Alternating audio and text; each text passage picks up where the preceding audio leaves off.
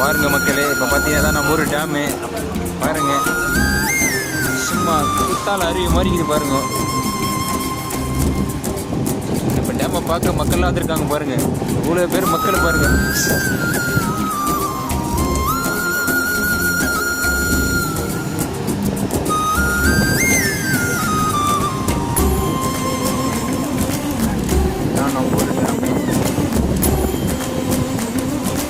சொர்க்கமே என்றாலும் அது நம்ம அந்த வர வர வர